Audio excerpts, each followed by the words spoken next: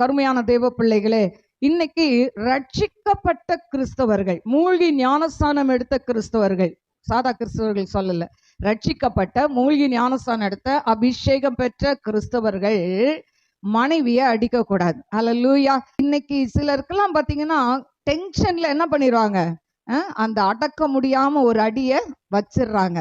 ஆனா அபிஷேகம் பண்ணப்பட்டவங்க மனைவி மேல கைய வைக்க கூடாது. தாவீது சொன்னால, அபிஷேகம் பண்ண சவுல் மேல நான் கை வைக்க மாட்டேன்னு சொல்லி.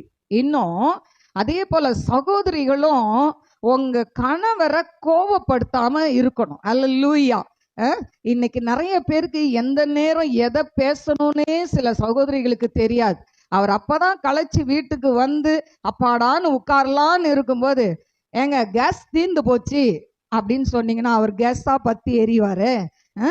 அதனால எதை எப்போ பேசணும் அப்படின்னு ஏசப்பா கிட்ட ஞானத்தை கேளுங்க. ஹல்லேலூயா.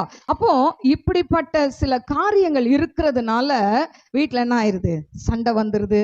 சிலர் நிறைய பேர் கிளம்புவாங்க, கிளம்புற நேரம் சண்டை வந்து வீட்டுல உட்காந்துருவாங்க, சர்ச்சுக்கு வரமாட்டாங்க. இப்படி எல்லாம் பிசாசு அநேக காரியங்களை கொண்டு வரும்.